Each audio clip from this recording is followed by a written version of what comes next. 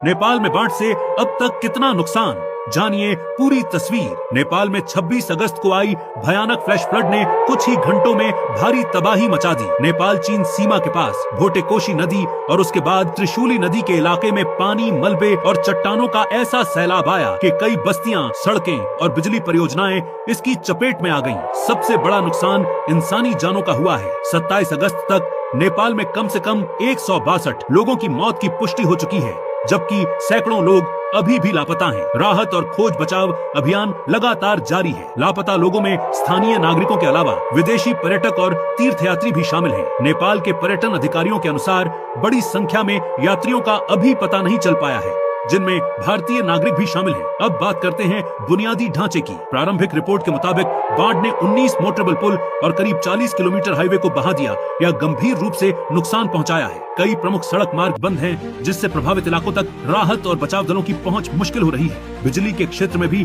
बड़ा नुकसान हुआ है। नेपाल बिजली प्राधिकरण के मुताबिक करीब 430 मेगावाट बिजली उत्पादन क्षमता प्रभावित हुई है। कई हाइड्रो पावर और ट्रांसमिशन सुविधाओं को नुकसान पहुंचा है, जिससे कई इलाकों में बिजली आपूर्ति बाधित हुई है। बाढ़ के साथ आया मलबा घरों, दुकानों और वाहनों को भी बहा ले गया। कई जगह सड़कें और बस्तियां मिट्टी और पत्थरों के नीचे दब गई। नेपाल चीन के बीच महत्वपूर्ण व्यापार और आवाजाही वाला मार्ग भी बुरी तरह प्रभावित हुआ है। इस आपदा का असर कैलाश मानसरोवर यात्रा और पर्यटन पर भी पड़ा है। कई यात्री और विदेशी नागरिक प्रभावित क्षेत्र में फंसे या लापता बताए गए हैं। लेकिन सबसे महत्वपूर्ण सवाल, कुल आर्थिक नुकसान कितना हुआ? अभी इसका कोई आधिकारिक अंतिम आंकड़ा जारी नहीं हुआ है। सड़क, पुल, बिजली परियोजनाओं, घरों, कारोबार और पर्यटन को हुए नुकसान का विस्तृत आकलन अभी किया जा रहा है। इसलिए फिलहाल करोड़ों या अरबों रुपए का कोई निश्चित आंकड़ा बताना सही नहीं होगा और खतरा पूरी तरह टला भी नहीं है। कई पहाड़ी इलाकों में मलबा हटाने और लापता लोगों तक पहुंचने का काम जारी है। प्रशासन लोगों को नदियों और निचले इलाकों से दूर रहने की चेतावनी दे रहा है। यानी अभी तक की तस्वीर साफ है। 162 से ज्यादा जानें जा चुकी हैं,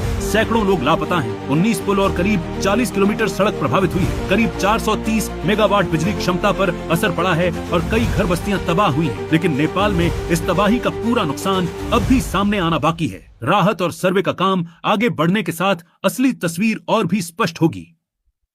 आप देख रहे हैं जेटी न्यूज मोतिहारी। फॉलो करें और जुड़े हमारे साथ पाल पाल की खबर के लिए।